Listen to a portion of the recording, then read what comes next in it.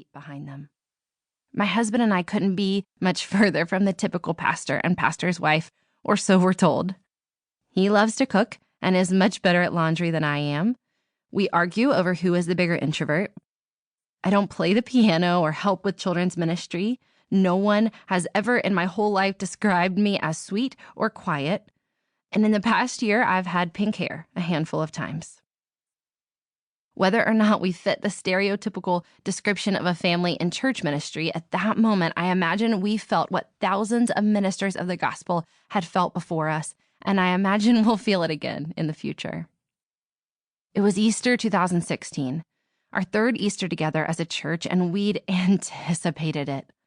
Holy anticipation, sacred expectation. We were both hoping for some revival.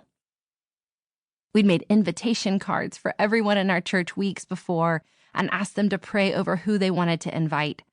We'd held prayer gatherings to ask for God's power to be displayed among our people that day.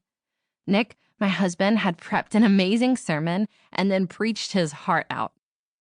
But friends, it just didn't go down like we had pictured. Nick had seen a few people fall asleep during the sermon, and from where we sat in the back, we could see people looking bored, using their phones during worship. I'm sure God moved in people's hearts and shifted things in the spiritual space, but outwardly it looked like any other Sunday, or even a little worse.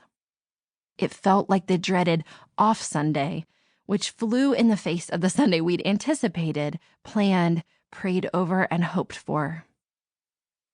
So we sat in the back like two young kids who'd lost their little league game. We tried to encourage each other a little bit, rallied enough to say goodbye to everyone, tore down our mobile church, we meet in an elementary school, and took our kids to lunch to celebrate Easter. We didn't talk much for the rest of the day about what had happened that morning, but instead shifted gears and discussed what the upcoming spring break would look like for our family.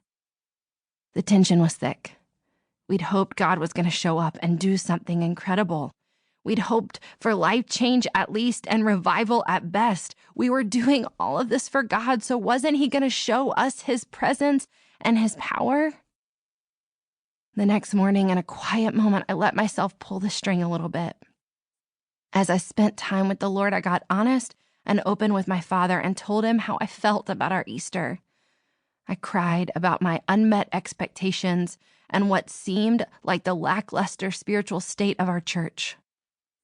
I told Him how hard it was to be a church planter's wife, and it was feeling particularly difficult with so little visible fruit and outward change. And then finally, when I was done telling Him how I felt about it, I decided to be quiet for a moment and let Him tell me how He felt about it. I asked if there was any correction or reproof for me, any part of this problem in which I'd been complicit without realizing it. It's worth noting that I didn't anticipate a rebuke. I thought He might give me some piece of scripture or sense that we were doing all we could do and confirm that this was simply everyone else's fault.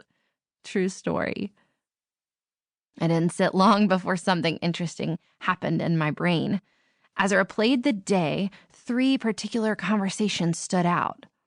If my memory of the day was like a fluid stream of water before, now there were 3 ugly boulders disrupting the stream.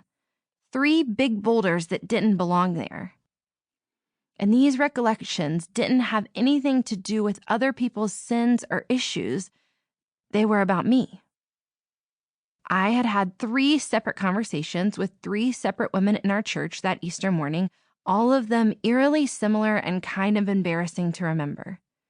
And if they were embarrassing in my own mind, you can imagine how humbling it is for me to share them with you now. But that's where we got to start, sisters. Someone has to go first.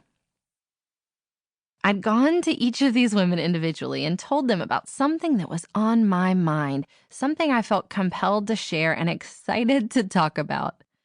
I'd initiated these conversations with my friends, these women of God, on this super spiritual and holy day of Easter with an agenda. I point this out in such an explicit way because you need to picture it fully. These conversations didn't happen accidentally, and no one was trying to fill the space or make light banter. I went there with intention.